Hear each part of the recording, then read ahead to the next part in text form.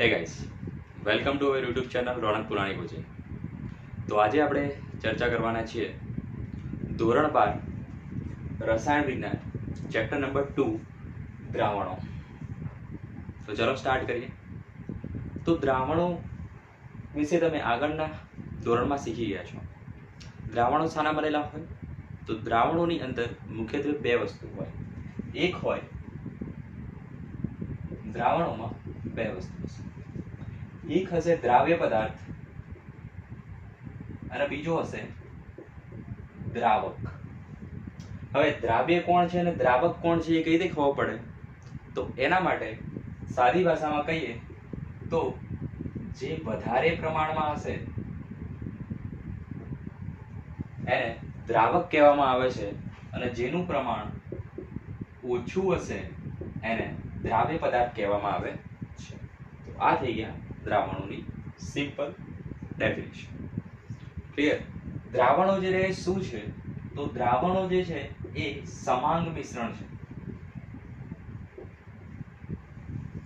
સમાંગ મિશ્રણનો મતલબ શું થાય? તો દાખલા તરીકે આપણે એક બીકરની અંદર પાણી લીધું છે અને એમાં ખાંડ ઓગાળી છે, એટલે કે ખાંડનું પાણીમાં દ્રાવણ છે. ક્લિયર? તો આ દ્રાવણની અંદર આપણે કોઈ પણ જગ્યાએથી દ્રાવણ લઈએ, દાખલા તરીકે એનો આ હિસ્સો લઈએ કે પછી આ હિસ્સો લઈએ, તો દરેકે દરેક જગ્યાએ એના ગુણધર્મો, એનું પ્રમાણ એક સરખું જ હશે. બરાબર? શું હશે? તો દરેકે દરેક જગ્યાએ એના ગુણધર્મો એટલે કે દ્રાવણ કેવું હશે? ગળ્યું હશે સ્વાદે, અને એનું પ્રમાણ કેવું હશે? સરખું હશે.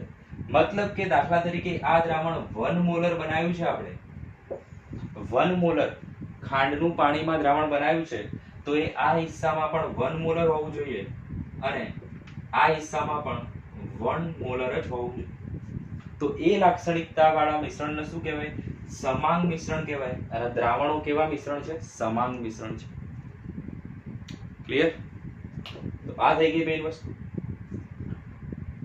હવે આગળ વાત કરીએ તો આપણે જે દ્રાવણની ચર્ચા અત્યાર સુધી કરી છે એ આપણે શું સમજીએ છીએ? દ્રાવણ જે રહે ફક્ત પ્રવાહી દ્રાવણ જ હોય છે. બરાબર? પણ એવું જરૂરી નથી. દ્રાવણો જે રહે એ ઘન પણ હોઈ શકે અને વાયુ પણ હોઈ શકે. બરાબર? ફક્ત પ્રવાહી હોય એવું જરૂરી નથી. કેવી રીતે? તો આપણે જે હવા જોઈએ છે એ પણ એક જાતનું દ્રાવણ કહી શકાય. ક્લિયર? તો એ રીતે આપણે જોઈએ તો દ્રાવણના પ્રકારોની ચર્ચા કરીએ આપણે હવે.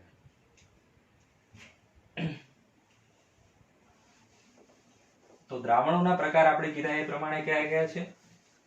પ્રવાહી, વાયુ અને ઘન એવા ત્રણેય પ્રકારના દ્રાવણ હોય.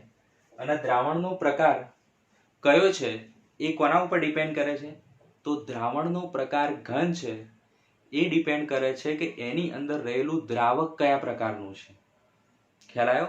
આપણે જે ખાંડનું પાણીમાં દ્રાવણ જોયું એ દ્રાવણ કેવું હતું? પ્રવાહી દ્રાવણ હતું. એવું આપણે કઈ રીતે કીધું? કારણ કે એની અંદર રહેલું જે પ્રવાહી છે, પાણી છે, એ કયું છે? પ્રવાહી છે. ક્લિયર? તો વધુ ક્લિયર કરીએ ઉદાહરણ સાથે. તો જુઓ, દ્રાવણના પ્રકાર અહીંયા આપ્યા છે. દ્રાવણના પ્રકાર છે, આ દ્રાવ્ય છે, દ્રાવક છે, એના ઉદાહરણ અહીંયા જોઈશું આપણે. તો વાયુ દ્રાવણ, દ્રાવણનો પ્રકાર વાયુ હોય તો દ્રાવક કયું હોય? એમાં હંમેશા દ્રાવક પણ વાયુ જ હોય. તો અહીંયા આપણે લઈશું વાયુ. ક્લિયર? વાયુ દ્રાવણમાં દ્રાવક તરીકે વાયુ જ હોય, એનો દ્રાવ્ય બદલાય. દ્રાવ્ય એક વખત આપણે વાયુ લઈએ, પ્રવાહી અને ઘન. ક્લિયર? એ જ રીતે જોઈએ તો પ્રવાહી દ્રાવણમાં દ્રાવક કોણ હોય? પ્રવાહી જ હોય.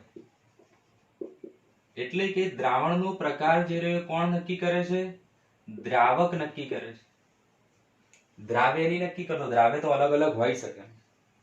એ જ રીતે ઘન દ્રાવણ છે, તો ઘન દ્રાવણની અંદર દ્રાવકના પ્રકાર કયા હોઈ શકે? તો દ્રાવક ઘન પ્રકારનું જ હોય, જ્યારે દ્રાવ્ય અલગ અલગ હોઈ શકે.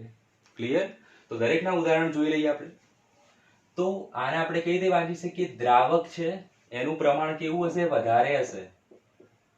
પ્રમાણ વધારે, દ્રાવ્ય પદાર્થ પ્રમાણ ઓછું.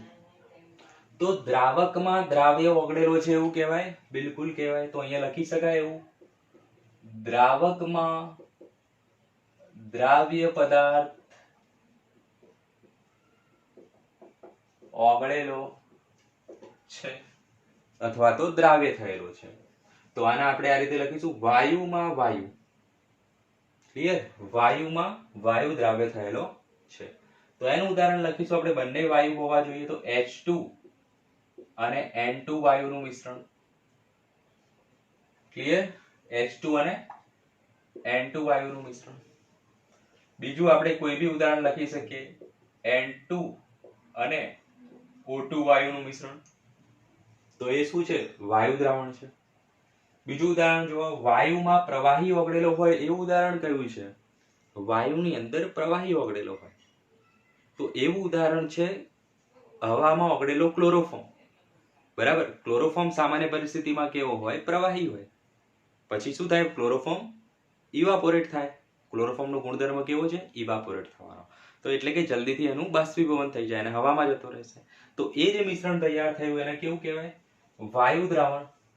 કારણ કે દ્રાવક કોણ છે? વાયુ છે અને એમાં ઓગળે છે ક્લોરોફોર્મ. તો લખી શકાય N2 માં ક્લોરોફોર્મ.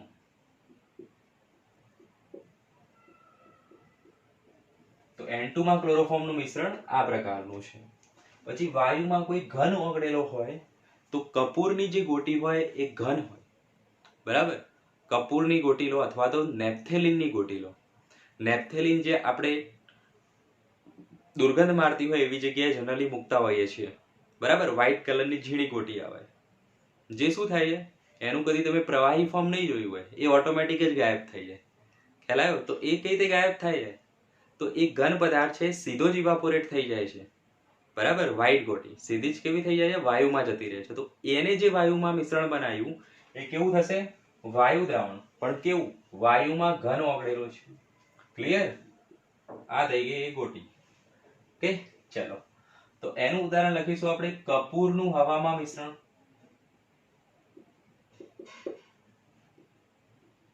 બરાબર? અથવા બીજો પદાર્થ લઈ શકીએ આપણે, નેપ્થેલિન. વસ્તુ બંને અલગ છે. ઓકે, નેપ્થેલિનનું હવામાં મિશ્રણ. એ ઉદાહરણ થઈ ગયું આ ટાઈપનું. ક્લિયર? હવે પ્રવાહી દ્રાવણ હોય તો ઈઝી જ છે, જે આપણે જોતા આવ્યા છીએ. આપણે કોને નતા જોયા? આપણે તો આ વસ્તુનો નથી જોઈ, જે ટફ છે. તો જોઈએ આપણે પ્રવાહી દ્રાવણો. તો પ્રવાહીમાં વાયુ ઓગળેલો હોય એવું ઉદાહરણ કયું છે? તો સોડા વોટર. જે આપણે કોલ્ડ ડ્રિંક્સની બોટલ હોય છે ને, એની અંદર આપણે બોટલ ખોલી હલાયા પછી તો એકદમ ઉભરો આવશે. એ ઉભરો આવે એ શું છે? કાર્બન ડાયોક્સાઇડ છે. બરાબર? તો સોડા વોટર શું છે? પ્રવાહી છે. એની અંદર કાર્બન ડાયોક્સાઇડ વાયુ ઓગાળેલું છે. એની તો આપણે વાત કરી રહ્યા છીએ. પ્રવાહીમાં વાયુનું મિશ્રણ. ક્લિયર? તો લખી શકાય અહીંયા, સોડા વોટરમાં ઓગાળેલો CO2 વાયુ. ઓકે, અથવા તો પાણીમાં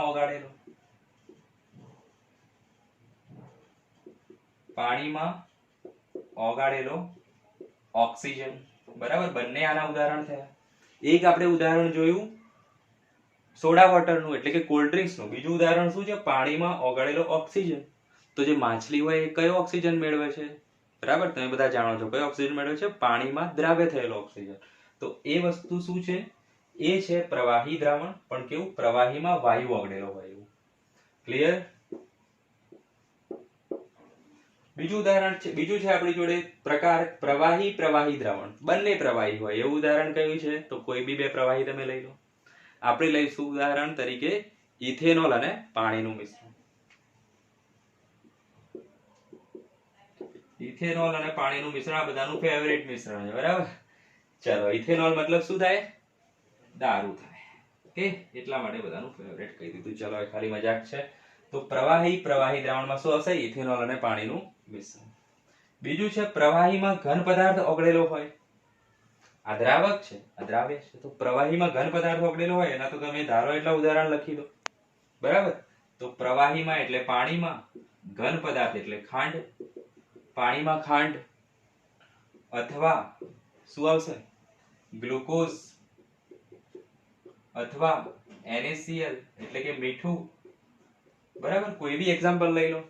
પાણીમાં ખાંડ, ગ્લુકોઝ, મીઠું એ બધા કયા ઉદાહરણ છે? પ્રવાહીમાં ઘન ઉદાહરણ છે. પછી જુઓ ઘન દ્રાવણો.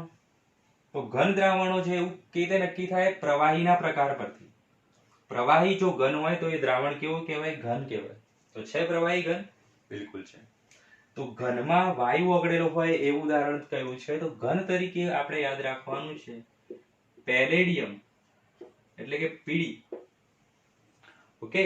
પેલેડિયમમાં H2 નું મિશ્રણ એટલે કે હાઇડ્રોજન વાયુનું મિશ્રણ.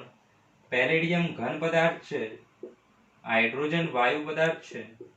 ઘનમાં વાયુનું મિશ્રણ થઈ ગયું. ઘનમાં પ્રવાહીનું મિશ્રણ. તો ઘન પદાર્થ તરીકે છે સોડિયમ. સોડિયમમાં પારો એટલે કે Hg no સંરસ.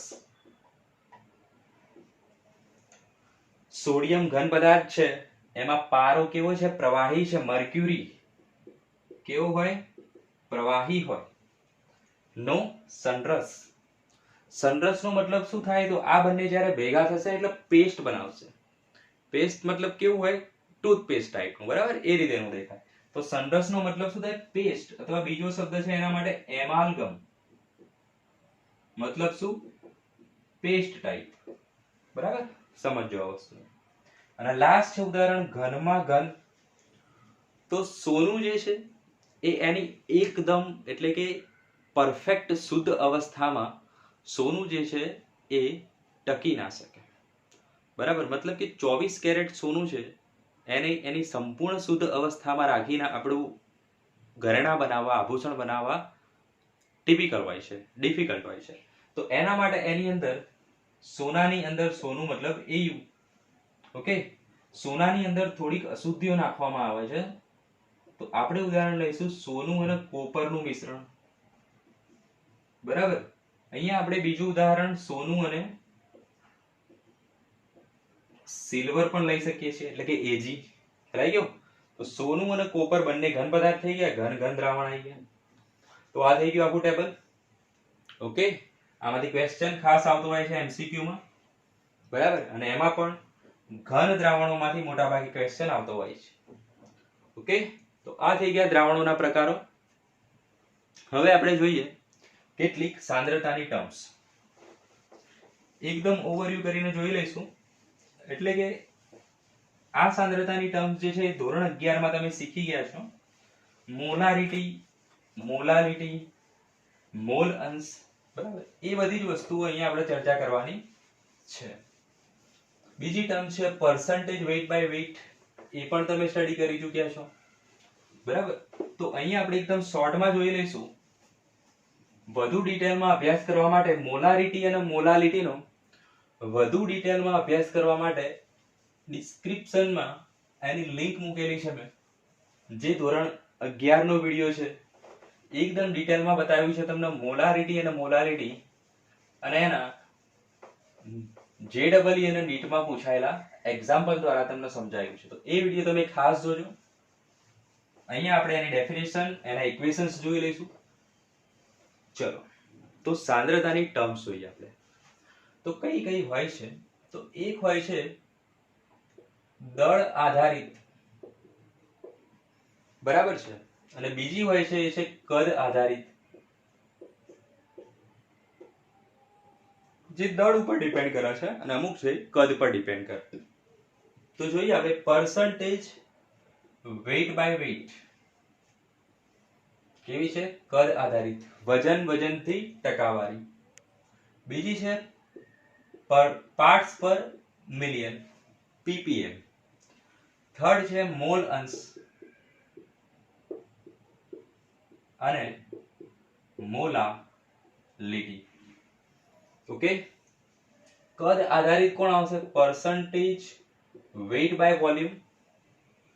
percentage volume by volume and then molarity. Clear? આમાંથી પણ એમસીક્યુ આવતું હોય છે, ખાસ આવતું હોય છે. કેવો એમસીક્યુ આવતું હોય છે? તો આ બધામાંથી કોઈ બી ચાર ઓપ્શન હશે અને પૂછશે નીચેનામાંથી કયો સાંદ્રતા એ તાપમાન પર આધારિત રાખે છે અથવા તો તાપમાન પર આધાર રાખતી નથી. તો ચલો અહીંયા જોઈ લઈએ આપણે. તો જે કદ પર આધાર રાખતું હોય એ તાપમાન પર પણ આધાર રાખતું હોય. બરાબર? અને જે દળ પર આધારિત હોય એટલે કે જે કદ પર આધાર રાખતું ના હોય એ તાપમાન પર પણ આધાર રાખતું નથી અથવા તો એ વસ્તુ તાપમાનથી સ્વતંત્ર છે. ખાસ લખજો આ વસ્તુ. આ બધી જ જે છે એ ક્વેશ્ચનમાં પૂછાતું હોય છે આ રીતેનું. નીચેનામાંથી કયું સાંદ્રતા એ તાપમાનથી સ્વતંત્ર છે? આ રીતના ઓપ્શન્સ હશે. ક્લિયર? તો આપણે કઈ રીતે કહી દીધું કે કદ પર આધારિત હોય તાપમાન પર પણ આધાર રાખે.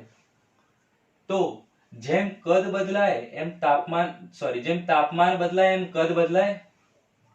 બરાબર? આપણે અગાઉના ધોરણમાં લગભગ 8th 9th માં આવતું હતું કે રેલવેના જે પાટા હોય, બરાબર, એમની વચ્ચે થોડુંક અંતર રાખવામાં આવતું હોય. મતલબ પાટો સલંગ હોય, બરાબર, જે એમને જોઈન્ટ કરવાના હોય ત્યાં આગળ થોડુંક અંતર રાખવામાં આવતું. કેમ રાખવામાં આવતું હોય? તો એની રીઝનમાં આપણે લખતા હતા કે ઉનાળાની અંદર જ્યારે ગરમી પડશે ત્યારે પાટાનું કદ વધી જશે અને વધી ના જાય અને પાટો ઊંચો ના થઈ જાય અને રેલવે એટલે કે ગાડી પડી ના જાય એના માટે આપણે શું કરીએ? થોડુંક અંતર રાખીએ છીએ પહેલેથી જ. એટલે જ્યારે ઉનાળામાં ગરમી પડશે પાટાનું કદ વધશે, બરાબર, ત્યારે એ જે ગેપ હતી એને પાટાને ઉપર ચડવા નહીં દે. તો ખ્યાલ આવ્યો એ વસ્તુ ઉપરથી? તાપમાન વધે તો કદ કેવું થઈ જાય? બદલાઈ જાય. તો તાપમાન બદલાય તો કદ બદલાય અને કદ બદલાય તો આ બધી જ ટર્મ્સ પણ બદલાઈ જાય. ખબર પડી? તો આ બધી જ ટર્મ્સમાં કદ આવતું હોય છે. આ વોલ્યુમ છે, આ વોલ્યુમ છે અને મોલારિટીમાં પણ નીચે શું આવે છે? દ્રાવણનું કદ આવે છે. આ કોઈ સાંદ્રતામાં કદ આવતું નથી. કદ નહીં આવતું તો તાપમાન પણ બદલાશે નહીં. ઓકે? તો દરેકે દરેક વસ્તુ જોઈએ એકદમ ફટાફટ. percentage weight by weight કોને કહેવાય? percentage weight by weight એટલે વજનથી ટકાવારી. એનો મતલબ એવો થશે ઘટકનું દળ ભાગ્યા કુલ ઘટકનું દળ અથવા તો બધા જ ઘટકનું દળ ગુણ્યા 100. એને કહેવાય percentage weight by weight. Clear? શું કહેવાશે? percentage weight by weight. ppm કોને કહેવાશે? તો ppm એટલે પાર્ટ્સ પર મિલિયન. આ જનરલી ખૂબ જ ઓછી સાંદ્રતા, ખૂબ જ ઓછું પ્રમાણ કોનું? દ્રાવ્ય પદાર્થનું. દ્રાવ્ય પદાર્થ ખૂબ જ ઓછા પ્રમાણમાં હોય ત્યારે કયો સાંદ્રતાનો ટર્મ યુઝ થાય છે? ppm. તો દરિયાના પાણીમાં જે અશુદ્ધિઓ હોય એનું પ્રમાણ આપણે જાણવું હોય તો ppm યુઝ થાય. કારણ કે એ જગ્યાએ દ્રાવક તરીકે કોણ છે? દરિયાનું પાણી જે ખૂબ જ વિશાળ છે એની સામે અશુદ્ધિઓ કેવી છે? ખૂબ જ ઓછી છે, અતિ અલ્પ પ્રમાણમાં છે. તો એવા ટાઈમે આપણે ppm નો યુઝ કરતા હોઈએ છીએ. તો એમાં આવશે ઘટકના મોલ જેના શોધવાના હોય ઉપર આવે એટલે કે ઘટકના સંખ્યા. મોલ નહીં લઈએ, ઘટકની સંખ્યા. નીચે આવશે કુલ ઘટકની સંખ્યા, બરાબર, ઇન્ટુ 10⁶ એટલે કે મિલિયન. કે 10⁶ આવશે. બે વસ્તુ થઈ ગઈ, percentage weight by weight and ppm. તો જો આ બંને વસ્તુમાં ક્યાંય કદ આવ્યું નથી, મતલબ કે તાપમાન પર આધારિત નથી. સાબિત થઈ ગયું. હવે આ બંને ટર્મ પણ જોઈ લઈએ. percentage weight by volume કોને કહેવાય?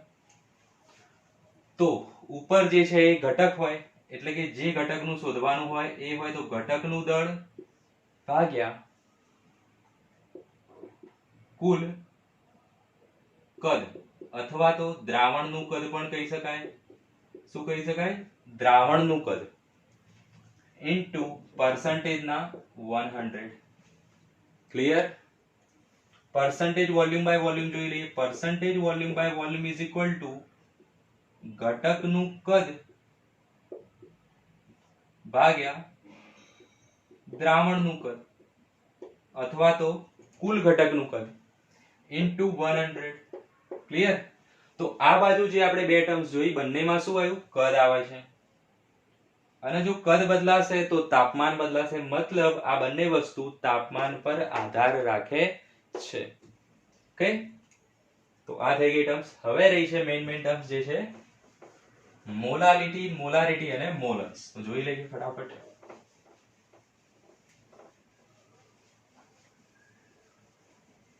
સૌથી પહેલા જોઈએ આપણે મોલારિટી. તો મોલારિટીને કેપિટલ M વડે દર્શાવવામાં આવે છે.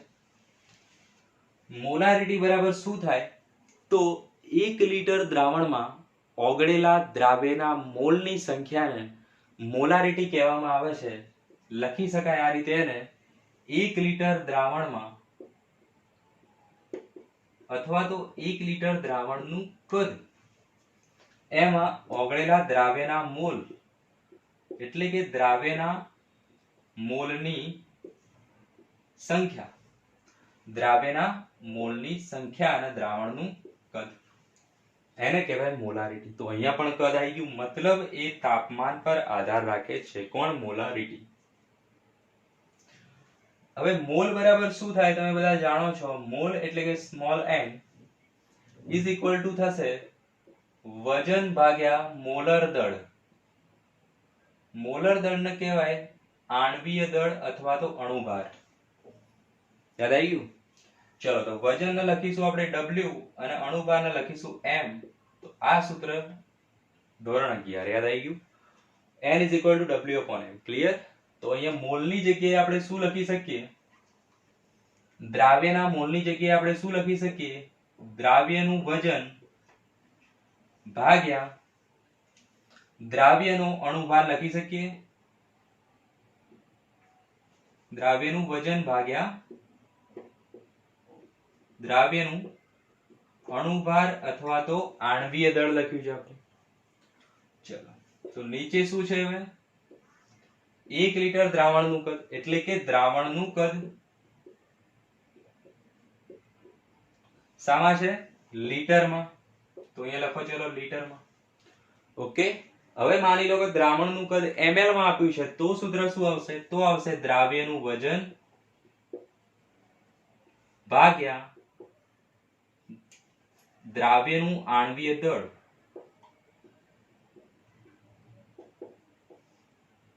ઇન્ટુ દ્રાવણનું કદ. શામાં લઈએ છીએ આપણે? ml માં. લીટરનું ml માં લેવું હોય તો ઉપર 1000 વડે ગુણવા પડે. ક્લિયર? તો આ થઈ ગયા મોલારિટીનું સૂત્ર.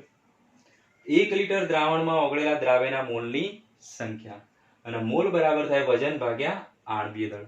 ક્લિયર? એ જ રીતે મોલાલિટી માટે લખવું હોય તો મોલાલિટી ઇઝ ઇક્વલ ટુ, મોલાલિટીનો સિમ્બોલ શું છે? મોલાલિટીનો સિમ્બોલ છે સ્મોલ m. બરાબર? સ્મોલ m વડે દર્શાવીશું. તો મોલાલિટી એટલે 1 કિલોગ્રામ દ્રાવણમાં, મોલારિટીમાં શું હતું? 1 લિટર દ્રાવણ. જ્યારે અહીંયા કોણ છે? 1 કિલોગ્રામ અને દ્રાવણ પણ નથી, અહીંયા છે દ્રાવક. 1 કિલોગ્રામ દ્રાવકમાં, બરાબર, અથવા તો 1 કિલોગ્રામ દ્રાવકનું કદ આવું લખી શકાય. બરાબર? ઓગળેલા દ્રાવ્યના મોલની સંખ્યાને મોલાલિટી કહેવામાં આવે છે. એટલે કે દ્રાવ્યના મોલને આપણે લખી શકીએ દ્રાવ્યનું વજન ભાગ્યા દ્રાવ્યનું આણ્વીય દળ. લખી શકાય? બિલકુલ લખી શકાય. તો નીચે શું આવશે? દ્રાવક આવશે. ખાસ યાદ રાખો, શું આવશે? દ્રાવક આવશે, દ્રાવણ આવશે નહીં. તો દ્રાવકનું વજન કિલોગ્રામમાં. ઓકે, કિલોગ્રામની જગ્યાએ આપી હોય ગ્રામમાં તો ફરીથી લખો સૂત્ર આપું. દ્રાવ્યનું વજન ભાગ્યા દ્રાવ્યનું આણ્વીય દળ ઇન્ટુ દ્રાવકનું વજન કિલોગ્રામની જગ્યાએ ગ્રામમાં આપ્યું છે, તો ઉપર ગુણીશું આપણે 1000 વડે. તો આ થઈ ગઈ મોલારિટી. અને મોલારિટીના સૂત્રમાં ક્યાંય કદ આવતું નથી. કદ નહીં આવતું તો એ તાપમાન પર આધાર રાખશે નહીં, એટલે કે તાપમાનથી સ્વતંત્ર છે. ઓકે, આ થઈ ગઈ સિમ્પલ ઇક્વેશન્સ મોલારિટી અને મોલાલિટીના. હવે આપણે જોઈ લઈએ મોલ અંશ વિશે. અગેન મોલારિટી, મોલાલિટી અને મોલ અંશ વિશે ડિટેલમાં સ્ટડી કરવા માટે ડિસ્ક્રિપ્શનમાં જાઓ, જેમાં લિંક આપેલી છે. એના પર જશો એટલે ધોરણ 11 નો વિડિયો આવશે, એકદમ ડિટેલ્સમાં સમજાવશે તમને મોલારિટી અને મોલાલિટીના એક્ઝામ્પલ્સ. તો જોઈએ હવે આપણે મોલ અંશ શું છે. મોલ અંશ, મોલ અંશને x વડે દર્શાવાય છે સામાન્ય રીતે. મોલ અંશનો મતલબ થાય ઘટકના મોલ ભાગ્યા કુલ મોલ. ઓકે, દાખલા તરીકે આપણી જોડે દ્રાવણ છે, એની અંદર A પદાર્થ અને B પદાર્થ ઓગળેલો છે, બરાબર. અને આપણે A ના મોલ અંશ શોધવા છે, તો A ના મોલ અંશને આપણે આ રીતે લખી શકીએ, XA ઇઝ ઇક્વલ ટુ આવશે ઘટકના પોતાના મોલ એટલે કે Na અપોન કુલ મોલ, તો આવશે Na વત્તા Nb. ઓકે, દાખલા તરીકે આપણે B ના મોલ અંશ શોધવા હોય તો x મોલ અંશના x થી દર્શાવાય, અને જેને શોધવાના છે નીચે લખીશું xb. તો જેના શોધવાના છે ઉપર આવશે, એટલે કે B ના મોલ ભાગ્યા કુલ મોલ Na વત્તા Nb. ઓકે, આ થઈ ગઈ વસ્તુ. અને દ્રાવણમાં રહેલા ઘટકોના મોલ અંશનો સરવાળો XA XB હંમેશા 1 થાય. બીકોઝ મોલ અંશ શું છે? મોલ અંશ એક જાતનું પ્રમાણ છે અથવા તો ફ્રેક્શન છે, બરાબર. મતલબ કે આપણી જોડે આ વસ્તુ 1 હોય, બરાબર. દાખલા તરીકે આ દ્રાવણ છે, તો એક બાજુ જે એક ઘટક A છે અને આ ઘટક B છે. ઘટક A નું પ્રમાણ 0.3 હોય તો ઘટક B નું પ્રમાણ 0.7 જ હોય, બરાબર. આ છે મોલ અંશનો બેઝિક કોન્સેપ્ટ. મોલ અંશનો સરવાળો હંમેશા કેટલો થાય? 1 થાય. મતલબ એક ઘટકનો મોલ અંશ 0.3 છે તો બીજાનો હશે 0.7. ઓકે, તો આ થઈ ગયું મોલ અંશ વિશે. અને અહીંયા પછી Na શું થાય? જો Na Wa m A થશે. લઈ ગયો. N વજન બાય મોલેક્યુલર માસ. આ થઈ ગયું મોલ અંશ વિશે. અને મોલ અંશ પણ તાપમાન પર આધાર રાખતો નથી. તો આ થઈ ગયા સાંદ્રતાના ટર્મ્સ, બરાબર. એકદમ ઓવરવ્યુ. વધુ ડિટેલ્સ માટે ડિસ્ક્રિપ્શનમાં જોશો તમે. તો નેક્સ્ટ વિડીયોમાં આના એક્ઝામ્પલ સાથે મળીશું. ઓકે, ત્યાં સુધી બાય.